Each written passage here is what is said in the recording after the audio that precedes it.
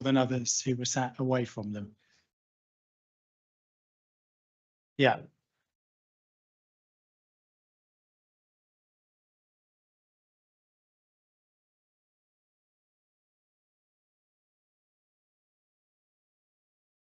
Should I start over, or is this better?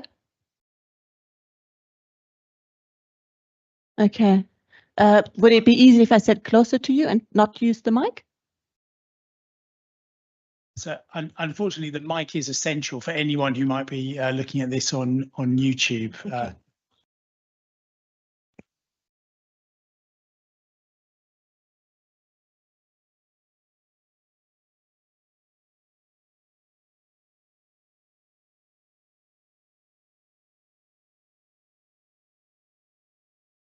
Switched off, actually. Is this better? That's fine. Better, yeah?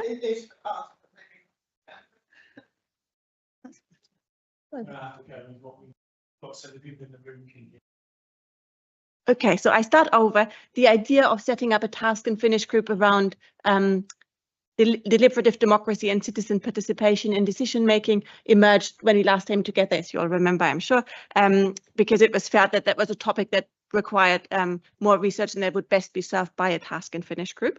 So the intended outcome of the scrutiny work would be to identify actions that will increase and enhance opportunities for deliberative democracy and active citizen participation in decision making in Norwich.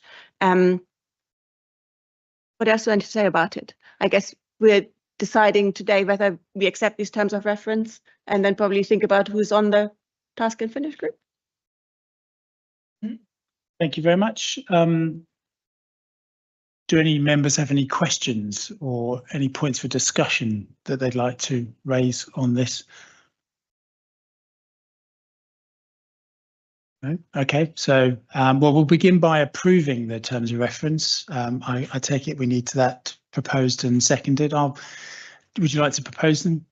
Yeah, happy to propose. I'm happy to second them. All those in favour of agreeing that terms of reference? That's unanimous. Thank you very much. And we need to appoint members to it from the respective groups. Well, just trying to find the page. I had it a second ago of the makeup. So it's 5 members. It doesn't need to be politically balanced, but should be politically representative, i.e. all groups should have at least 1 member. So by default, that's myself and Councillor Davis. Yeah, leaving 3 other people that need to be nominated. So I have some nominations for that. Presumably, Councillor Huckner, you would like to be on. Yeah.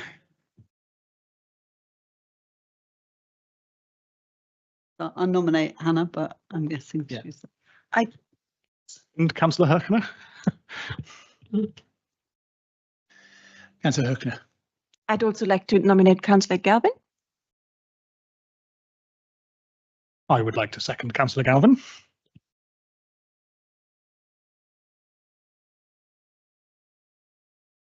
Yeah, you're more than welcome to. Yeah, seconded. That's it. That's 5. I'm not seeing any other hands shooting up, so it doesn't look like it's contested in any way. So thank you very much. We have 5, and no doubt some officers will be in touch to start setting up some dates, etc. So thank you very much for that. Right, that's lots of the sort of admin-y type business over. So let's get on with the important item for the day, which is the report back from the last task and finish group on making Norwich a truly accessible city. In a second, I'm going to ask Councillor Galvin to introduce the report, and I'd very much like to welcome you, Dave, for here today, and thank you for your part in getting us to where we are today. So thank you. Councillor Galvin will introduce it, and then if it's okay, I'll invite you to say a few words as well. Councillor Galvin. Thank you, Chair. Thank you. How does that sound? Getting echo? Can you hear me? Okay, is it picking up? Great. So thank you very much, and thanks everyone for being here, reading this and taking the time to sort of absorb all the information in it. It's a quite a substantial piece of work. Everyone, Joe, Leonie, Dave, the whole team, Ben, everyone that worked really hard on this over us, and Karen, all the councillors that were there, put a lot of time and effort in quite a sprint to try and bring together some recommendations that would be helpful for Norwich. I think my starting point was a resident who wrote to me on Lincoln Street and said, I can't understand why all these bins are on the pavement. I can't get down the street and I can't think what it would be like for someone in a wheelchair. So I subsequently talked to Dave about it and he said, oh, well, yeah, sometimes it makes you feel suicidal if you're in a wheelchair, and that's not an exaggeration.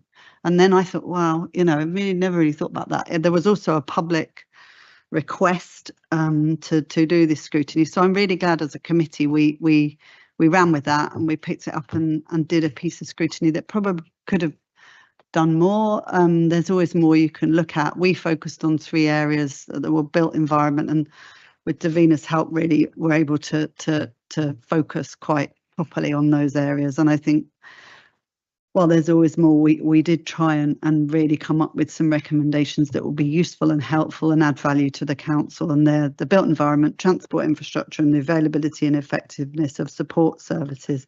They're quite big. And we wanted our recommendations to be really tangible and result in something, and a commitment to sort of overarching accessibility. You can see in there the disabled population of 22% of Norwich residents and 23% of council tenants, and any improvements made for access and inclusivity will tend to benefit everyone, 100% people at some point, because we all have access needs at some point, whether you've got young children or whether you're elderly or whether you're, So, and we also tried to follow best practice to really bring people in. And I just want to say thank you again to our colleagues from Inclusive Norwich who were there at every point, really supporting and helping.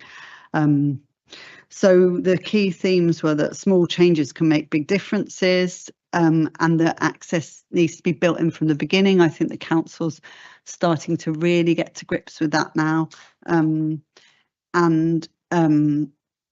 I think although everything's changing in local government, we saw a real role for this to enshrine some best practice now before this all goes to another layer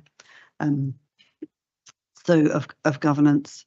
So I wanted to say a word for the great history of access in this city that Norwich has a very proud boast. Well, a couple actually. We had the first dropped curbs, which I learnt at this thanks to Joe, which was Selwyn Goldsmith, a man who was an architect and town planner and a disabilities advocate, who actually wrote the manual on this and introduced disabled toilets for the first time, I believe. And unfortunately, I think that we have lost one of those original drop curbs, because I would have liked to put a plaque on it and celebrate it as a city. But we have still got London Street, which was the first street to be pedestrianised in England. So again, we can be really proud of that as a city. And I would like us to do a comms campaign on this. I have asked for that, where we actually celebrate those things as a city and really kind of foreground them in people's minds, because although we've got that, we really need to do more. And I think the list of recommendations show that, because there's an economic factor in here that if you don't allow people to participate in the city, you're actually losing a huge amount of economic benefit from all those people, not to mention their work, not to mention the money they spend. So that's all I'll say, really. I'm happy to take any questions and hand over to Dave, really, to say a bit more about the process we went through, perhaps. Great, thank you. Dave, would you like to say a little bit?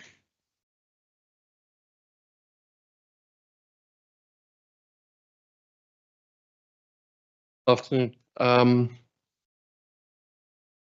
First of all, it's quite amazing. I was in here earlier with Joe having our partnership meeting, and every time I've been in this room discussing these issues, it kind of blows my mind that I've managed to get here with the support of all of you and the consideration for all of the people who face those challenges. When I joined the charity, I didn't know anything about doing this stuff, and that was 5 years ago. We had £700 in the bank, and it was mostly a tea party moaning about things like bins on pavements. And then, you know, that moved quickly forward, and we changed the name, and then, you know, doing work with councillors like Liam with antisocial parking, and the snowball just started to roll more and more and more, and then we got the funding for the partnership, and that was a moment where I just couldn't believe what was happening. That there was a real movement to consider. I know that Councillor Lucy said that it's 23%, but it's a very conservative number, because on average, I would say it's 30% of the population who have some type of disability. But what struck me this morning is that it's not just that 30%, because those people don't live in a vacuum. And at a very minimum, they have one other person who cares about access and inclusion. And that's a minimum.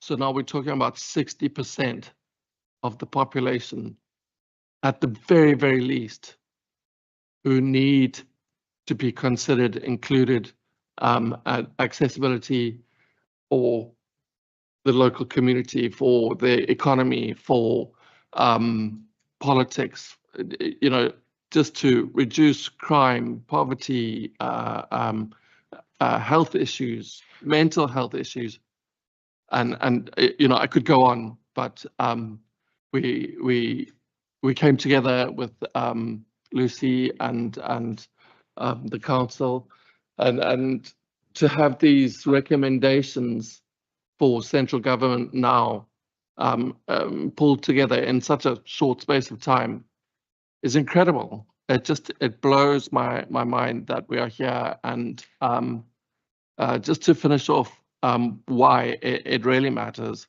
I was coming past and I stopped, and I was looking at the hopper bus that goes around Norwich, you know, just seeing what the access was like. And the bus driver came up, Nicola, and she was like, "Oh, do you want to get on?" And I said, no, I'm just looking because I'm from Inclusive Norwich, and I was checking out the access. And she said, "Oh, my dad's in a wheelchair, and we have real issues with disabled parking and getting into town. But one day I did get him on the bus, and he really enjoyed it, even though he had to face backwards and he couldn't get up to the top. But actually the council's been really amazing, and have made the pavement outside the house level, and have done lots of access work in his house." And I thought, that's such a classic picture of where we are, in that the culture has started to change. There's lots of good things that have happened. There is some access, but there's also so much more that needs to be done. And these are real people. I mean, Nicola works with a bus that takes people around the city to show them Norwich, and her dad is in a wheelchair, and she, you know, she has links to disability all around her. And so, you know, if you had to make that as a percentage, it would be 100% of the population. So from every disabled person in Norwich, and from the bottom of my heart, thank you very, very much. Thank you very much for that, Dave. I now open the floor to members with questions and comments. Councillor Fulton McAllister. Yes, thank you, Chair. I think it's a really good report that's been put forward with some decent recommendations.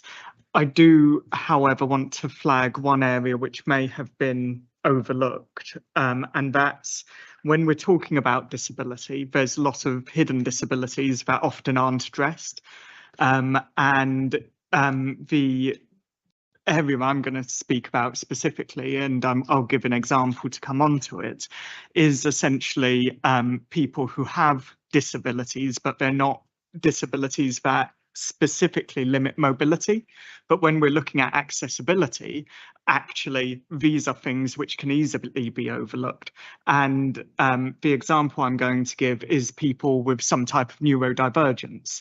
And the example where the council has overlooked this is in the redevelopment of Hay Hill, where we have a system that plays a loud buzzing noise. You're nodding along, Dave, so I think you agree with this. That it plays a loud buzzing noise to disrupt groups of young people, I'm presuming, but that has a significant impact on people with ADHD and with ASD.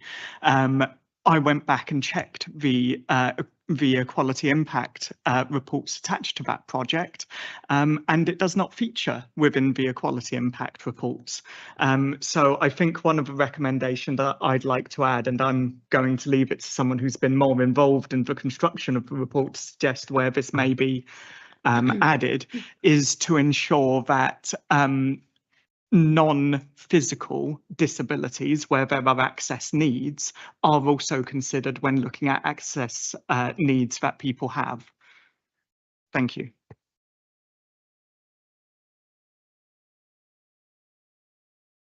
Dave, do you want to respond to that?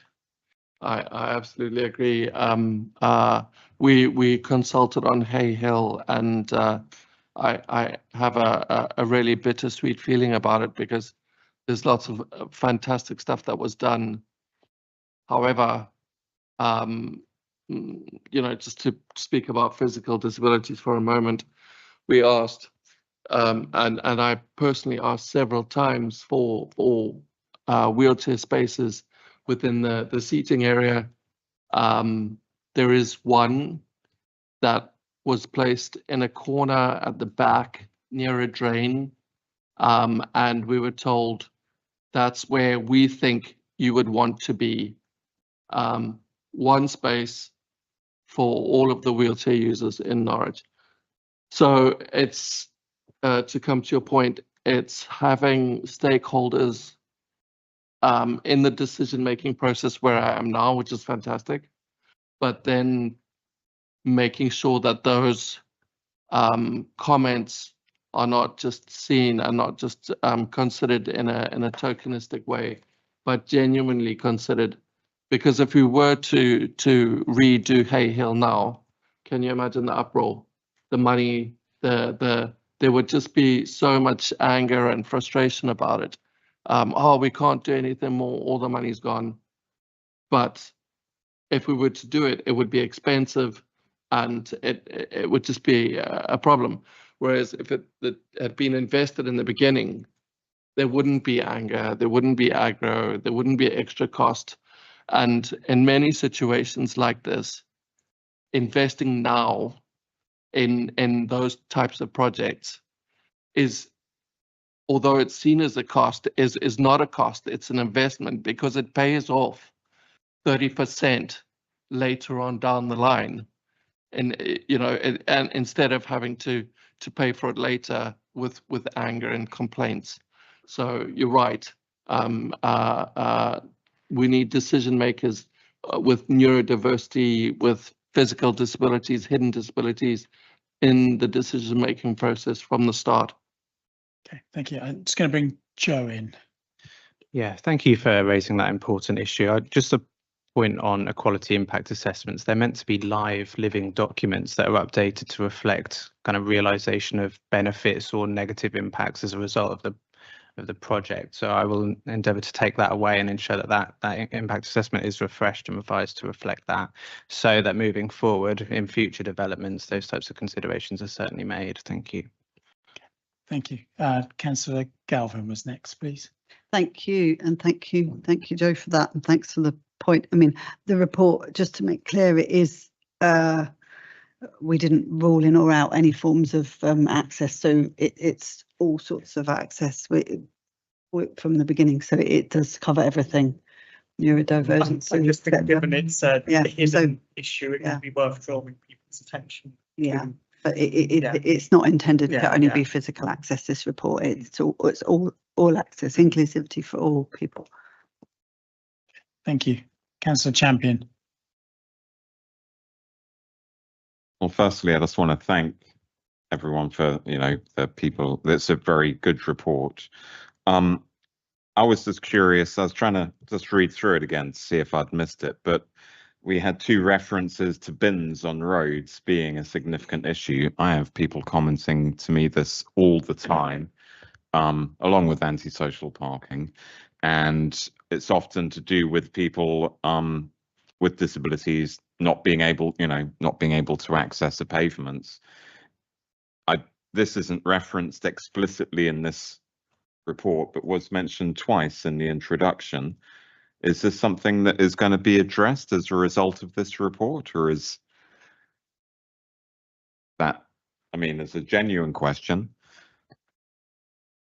Councillor Galvin. Yeah, thank you. It's a good point. I think it will be picked up with the monitoring and evaluation framework of Inclusive Norwich within the We Are Norwich plan. So that's 1B. Officers will correct me if that's not right, but I think, or Leonie will, but I think it will be picked up in a general sense. But thank you for it.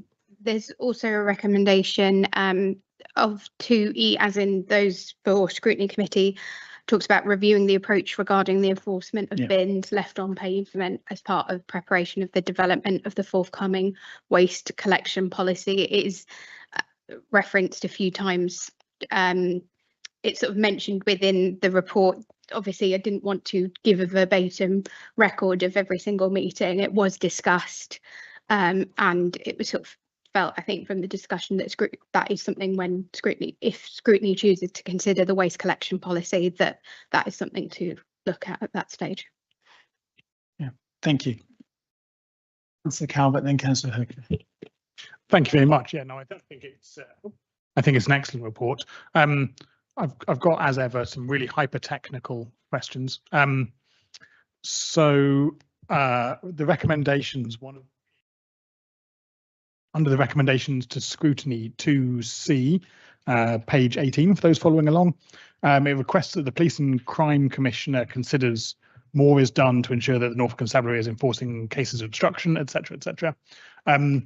Should that be, we request it of Norfolk Constabulary rather than the Police and Crime Commissioner, as they have operational responsibility? Your mic's gone. Operational enforcement is my first one. I don't know if anyone has the answer to that. And if not, could I just recommend that we just amend it to just say the Police Crime, Norfolk Constabulary and the Police and Crime Commissioner to get our bases covered?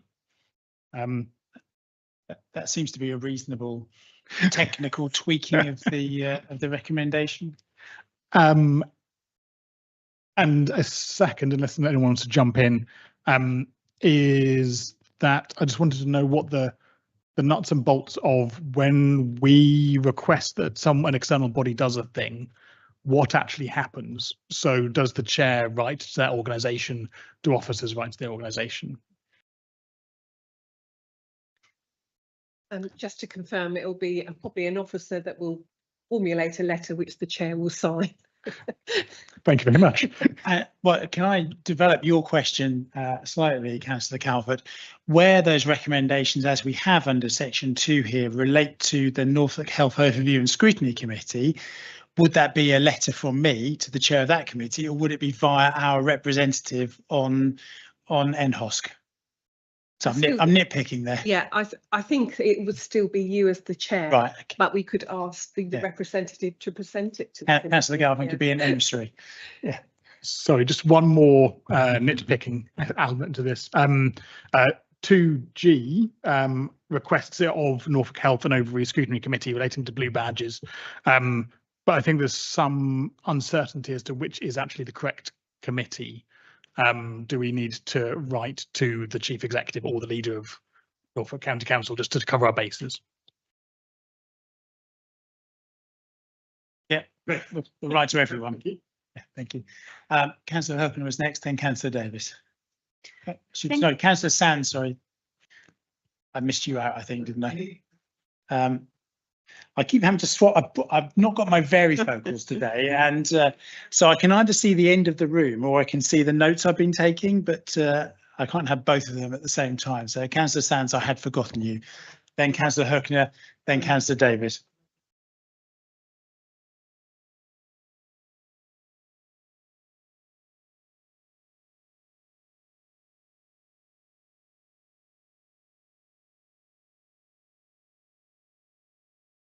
Oh, Councillor Sands, could you pop the mic on? My apologies. Is where not just bins on footpaths, but where people have hedges and things like that overgrowing. And I know of several locations in just my ward alone, and I know others can find lots of examples where, because of stuff overgrowing the footpath, people using wheelchairs or mobility scooters have to actually go in the road in order to traverse the footpath. And it's doubly hazard this time of the year because not only are the bushes overgrowing the road, but they've got loads and loads of bees, which is a good sign, I suppose. But they're in the added danger of being stung. And some of these are not just bushes overgrown, it's where people have allowed brambles to grow in them as well, which creates another additional hazard. Also along cycleways and pedestrian ways across both Thorpe, and some of you can probably find other examples as well. County Council are not fulfilling their responsibilities in cutting back because we have brambles overgrowing, catching not just people with disabilities, mobility and wheelchairs, but also young children, you know, in pushers and on riding little trikes and things, getting caught by brambles, and that's a real hazard. The other thing as well is roadworks have been mentioned. If you go along Earlham Road at the moment at 5 ways, there's a huge section of footpath up. There's no pedestrian access there at all. Now, I noticed there's a reference to consulting with highways in county. Well, that's a good thing, a positive thing. I know highways will respond well. But one of the problems, of course, is some of the utility companies can just come along and dig up the road. They don't have to inform anyone. Particularly with all of the cadent work going on at the moment, and also lots of the stuff going on with putting through fibre optics and all this sort of stuff, and that creates real hazards. The other thing which I'd like to mention here as well, or two other things, is blue badge applications, which is mentioned. County Council really tightened up on that, and they're issuing fewer blue badges. I've had 3 occasions where people have come to me because blue badge applications have been refused.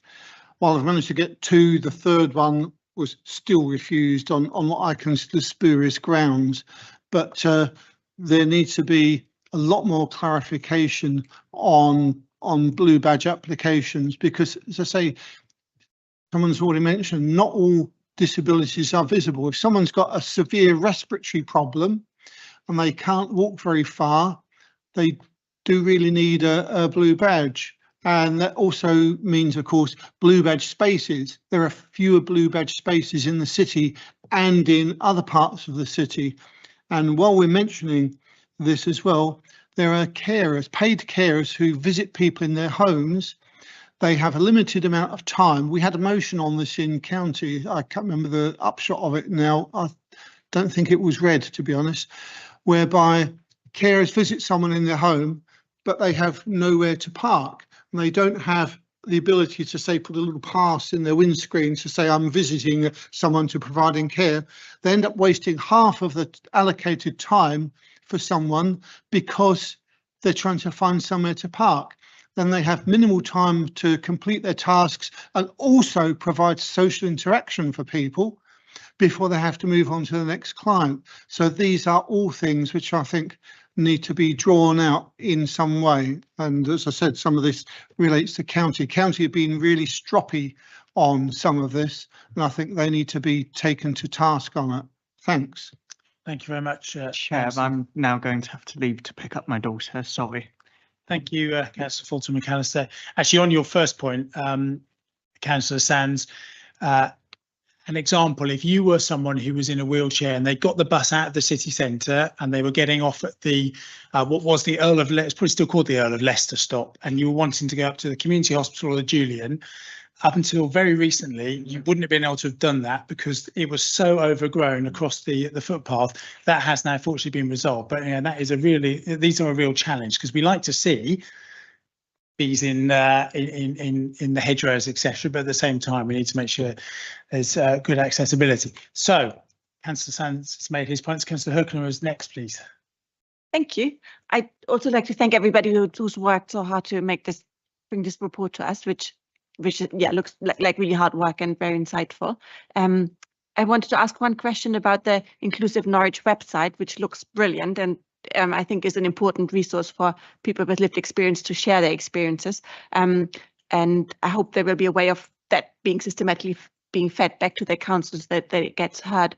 I tried to find the Inclusive Norwich website via the City Council website, and it doesn't seem to be specifically linked. So I was wondering whether somebody could take that away to make sure that it is, if somebody types it into the search bar, that they can find it. Yeah, various nods on that. Certainly something we can put on the website. Yeah. Thank you. Councillor Davis, you were next, please.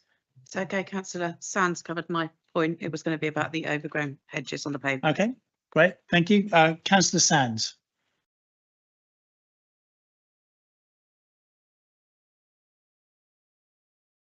Yeah, so the website does have a link directly to the council for people to email in and in any format, which is quite important, whether it's a picture, a voice note, an email, a text file, a Word document, because quite often communication is done in PDFs, which is very inaccessible for people with visual impairments. So we've opened that up to any, and there is a link, and the team does work very closely with Joe on any issues. So I'm not sure why it's not coming up on the council website. I would have thought it would. And then just, if I can say, I absolutely agree with you on county. I personally had the blue badge issue.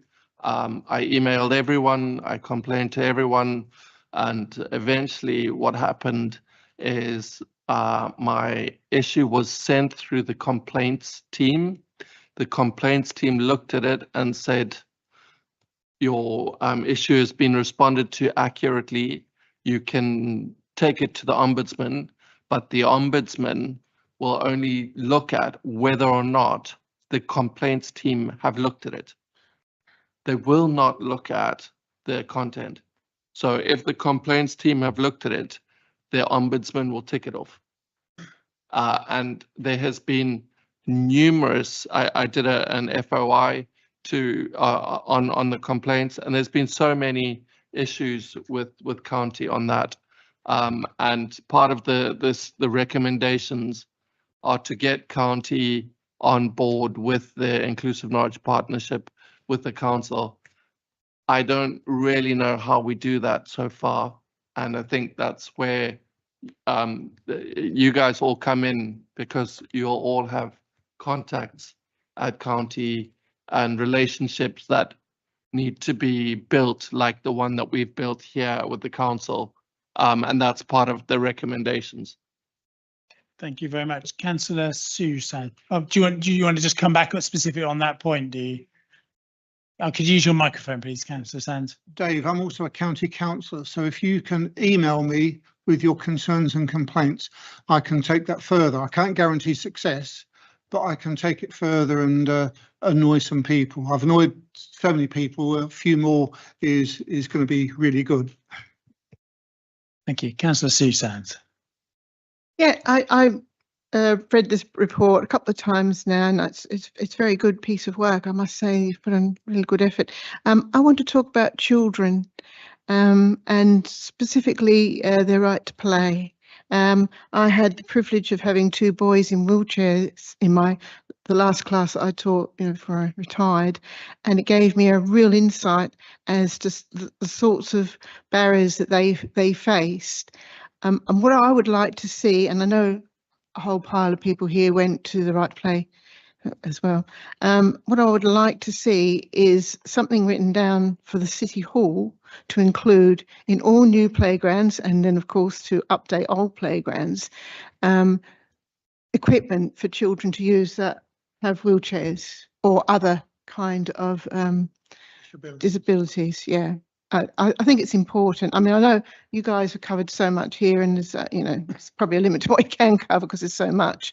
But I'd like to put my voice behind a call out for the kids, basically. Yeah. Thank you very much, Councillor Sands. My recollection from attending that event is that Max Griffiths from the City Council effectively committed to exactly that, and talked about, the number of different play areas that we had, and effectively retrofitting them over the course of when they need down to be upgraded to meet those standards. Davina, is that your understanding of yes, where we're absolutely. And I can't remember dates in my head, so apologies. Would it be helpful if we do I get one of my team to give you a briefing on where we are with the play strategy and the commitments have been made and the involvement of people? But yes, that is correct. Yeah. Thank you. Does anyone else have any questions, comments, or points on this excellent piece of work? No. Okay. Thank you very much. Well, so we presumably now need to. We've got. It's slightly unfortunate in terms of timing because Councillor Fulton McAllister had hinted that he would like an additional recommendation. Councillor Galvin, you then said that it wasn't specifically just about physical access issues. I'm not sure whether we need that recommendation. He's not here now to speak to that. Councillor Davis. I think Matthew's point was fair enough. I think he was just asking for it to be made explicit, and I think that can be added in. Yeah, can we get a form of words for that? And Joe? Just to add, I believe there are recommendations within the report that relate to kind of the accessibility of council communication. So obviously those, in essence, take into account, access needs that aren't around mobility. Just want to highlight their presence within that. Councillor Galvin, are you about to? You look like you were about to. I want to say something. I mean, I'm just saying that I've got no problem with adding that in. It's just that the inclusivity is overarching in this report for everyone. So take the advice of Dave as well. But I think the problem you might have is when you start mentioning one, then does that mean you have to mention everything? And I've got no problem with mentioning, but we chose not to have a list because it was about full inclusivity, and that means physical, every type of inclusivity, really.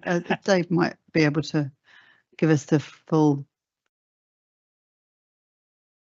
Yeah, no. Councillor Matthews' point is absolutely relevant, and we see it with visual impairments, we see it with hearing impairments. When we had the launch, and one of the attendees who had a hearing impairment and who got a bit upset about it, because there was no provision. So even at this level, this is a serious issue, but it's no more serious or less serious than any of the others. And I think that's the point, is that if we are talking about inclusion around disability, it's the whole story. And this is not really the level to break it down. The level is when we get to do the work. Yeah. Yeah. And actually, certainly reading this report, it doesn't feel like it's biased one way or the other. Could I suggest we add a sentence at the top saying that this to make that clear, to say that this report is about all forms of access for all disabilities, or whatever the right phrase is. We might need help with from all ages, all types of Yeah, that's Joe might have the right form of words on that, but just something at the top to make it clear that it and actually covers that then everything. doesn't have an impact on the overall recommendations, but does actually set the context. Councillor Calvert, sorry, you had indicated. No, you're fine. Thank you. Okay. So, do I need a proposer and a seconder for these? Councillor Galvin, would you like to propose it? To propose it? And Councillor Davis to second it. All members in favour of this? Carried unanimously. Thank you very much. So that is that item considered. Swap the glasses so I can read the paper. It's old age, you know. Lack of varifocals. So we now move on to item 8, which is the exclusion of the public. So before going into item 9, the NCSL business plan, I will move that we exclude the press and the public from the meeting during the consideration of items on the grounds that it involves the likely disclosure of exempt information as specified in paragraph 3 of part 1 of schedule 12A of the Local Government Act 1972. Do I have a seconder for that, please? Point of order, Chair. Point of order from Councillor. Thank you. On the substantive, I don't have any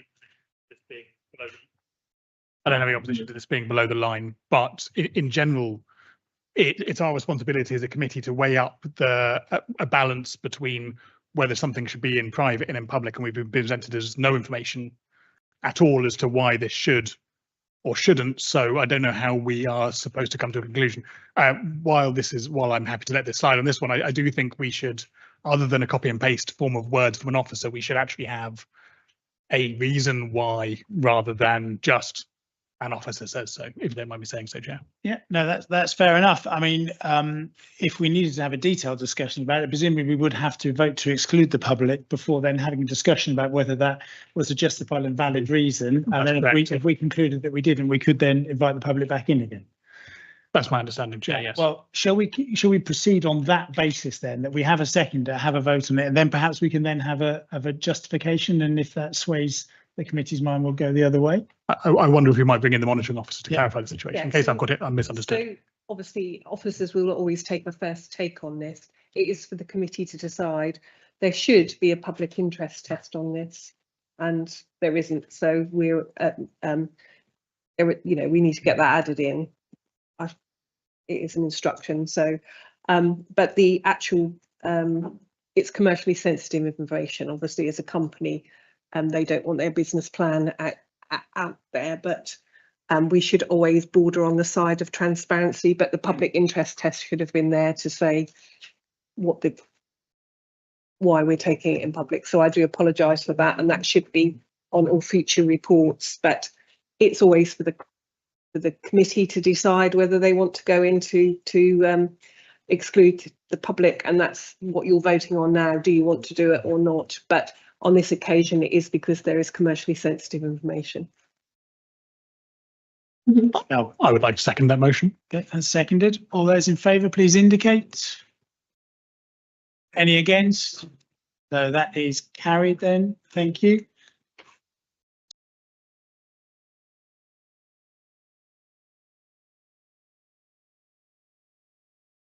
Thank you. Well, great. So welcome back to anyone who's stuck with us while we've been paused.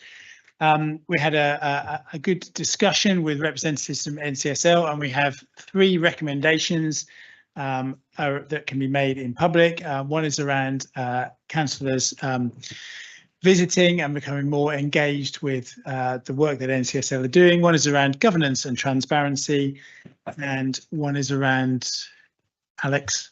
How individual councillors can raise issues more directly. Right. Thank you. So I now need to, I'll propose those recommendations. I guess I need a seconder for those, Councillor Hookner, and then we'll put those recommendations to the vote. All those in favour? Any against? No. Thank you very much. So that item is carried. We've now reached the mark where we're over 2 hours into our meeting. So I now ask members if they're prepared to take the remaining item of business, which is our work programme, as unopposed. Yeah, apologies for interrupting. I was reminded by a colleague earlier about the task and finish group that we set up earlier, that we do actually need to elect a chair in this meeting as it's in its terms of reference. So it's one other tiny piece of housekeeping we need to do just before we finish. Right, okay, thank you. Well, we'll take the item, if we would finish the item on the work programme. Obviously, that's effectively a written update of what we previously discussed at the informal meeting a couple of weeks ago. So people happy we take that as unopposed? Sorry, I have one very minor point on it. Okay. We're technically opposing it. Yes, I'm opposing. Yes. Sorry about this. I am opposing this. Right, okay, so that item is opposed. So we will now debate that. Okay. No, it's just a form of technicality. So yeah, we're on to work programme. To debate to extending the meeting, I'm proposing that we extend the meeting so I can raise a single sentence question. Yeah, fair enough. Yep, off you go. Okay, thank you. The Community Safety Partnership meeting here is to be confirmed, and we had expressed previously our desire to have it sooner rather than later before the Christmas break, and I wonder if we had updates on that. So yeah, I had a very brief discussion with Emily, but Davina, hopefully, I think. Yes, it's only a timing issue, because what we want to do is provide an annual report on the Community Safety Partnership here. I want to get the timing of it right, because I want the annual report to look back on, what has happened in the previous year, but to be able to have the understanding of the priorities that the board, the Community Safety Partnership, has set based on the data that we get from the police and other partners. So I wanted to, I'm liaising with colleagues as to when in Norfolk and Norwich that data analysis is done, to be able to set the priorities to have a discussion. So I didn't want half a report coming. Where I was previously, I knew exactly when that happened, so I'm just trying to investigate here. And apologies, I don't have an answer today. I will chase colleagues so that you get it, so that it's the backward look and a forward view about what they're going to do, rather than just a backward look. So it's just more a timing issue. I do appreciate it. And once we get that set each year, that's my view of the expectation. Each year will be programmed in to come here at the right time. Councillor Calvert. While we are required by law to have at least one, it is at least one. I don't think there's any particular need to nail ourselves down to just one meeting that revolves, whether it's called the crime and disorder panel. Could we have one and then have another one that suits the timings? If you wouldn't mind, if I can just work out the timings, and then it's a discussion here at Cabinet, at Scrutiny, as to whether or not you want to wait or you want to put another one in. That's, and obviously that work goes on your work programme and how much capacity you've got. I'm also mindful where it works successfully is you've got a few of the partners on the panel in this room as well to discuss. So obviously I'd have to then speak to other partners as if they can attend too. So it's all possible, but apologies, I should have had the date today, and that is exactly my fault, just so I could give you an indication of when in the year it would be. I would normally have done it around either end of July or beginning of September, where I've worked elsewhere, but I just didn't want to assume that the police have that as a timeline for their own data. So but you could have two if there's either the view of the Scrutiny Committee and you've got capacity, or I can get enough partners together to attend both. Thank you. I look forward to a date. Thank you. So with that in mind, because we took this as opposed for technical reasons, just to enable the debate, we need to just agree the work programme. Councillor Hooker. If it's open for debate, can I just make one very quick comment about the scrutiny recommendation tracker? I was just wondering what the process was for keeping it up to date, just because the first update on the very first item that officers have requested that this is brought to the Scrutiny Committee in March 2024. So looks like it's not been updated since then. So yeah, just interested in knowing who is in charge of this, what's the process, and also it's a very long list of recommendations in progress. And I was just wondering whether we could maybe fine tune this as a tool, maybe have expected deadlines by when recommendations are expected to be implemented, that we can then monitor things against.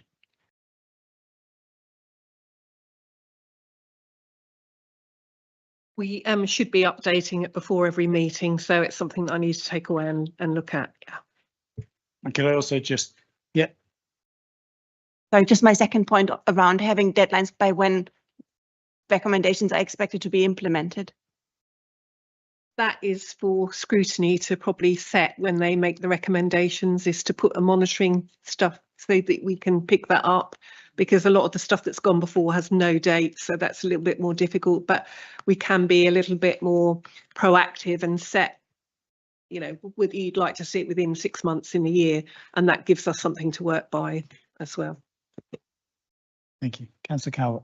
So yeah, sorry, just to come back on that point. If so, then when recommendations were made in July 22, and they were recommendations to cabinet, is it up to us to pin cabinet down to actually take them on, or is it cabinet's responsibility to actually programme them onto their meetings? So that's something that we need to look at going forward, because actually you've got no scrutiny cabinet protocol, which is something that a lot of councils do agree between cabinet and themselves, so that you get those sorts of timescales agreed to come back. We haven't got that at the moment. That's something that we are looking at to introduce, so that we can get cabinet and yourselves to agree what is a reasonable timescale for them to feed back, and then we can keep that dialogue going. Thank you for that. Can I also highlight to people that you should have the cabinet forward agenda tabled? You're also under your laptop. Yeah, just not for discussion, but just to I think it was requested, so you've got one to see what cabinet has on its agenda for the rest of the year. And just to clarify, Chair, as well, it's been brought as a tabled paper for this meeting, but we will be including that in the work programme report at every meeting going forward, so you'll be able to factor that into your discussion on the work programme. If there's nothing else, I'd like to formally propose the work programme. Well, we'll do the work programme, and then if there's nothing else, I'd like to formally propose the work programme. Could I have a seconder for that, please? Councillor Calvert. And Having opposed it. Having opposed it, absolutely. All those in favour, please indicate. Any against? That was carried. And so one final item, we need to elect a chair for the Task and Finish group. Councillor Galvin. I'd like to propose Councillor Hookner. Councillor Hookner. Do I have a seconder for Councillor Hookner? Councillor Davis, I think, was up there first. Do I have another proposal for the chair? Yeah, Chair, in the past, when we've had task and finish groups in scrutiny, the chair has been elected within the the advice I've been given is that that needs to be elected by this committee, because that's what's in the terms of reference. And so anyway, I've got a proposal and a seconder for Councillor Hookner. Anyone else? No? Okay, well, although that should just carry because there isn't another one, but let's have a vote on it. All those in favour, please indicate. Thank you. Yeah, that is carried. Great. Thank you very much, everyone. Meeting is now closed.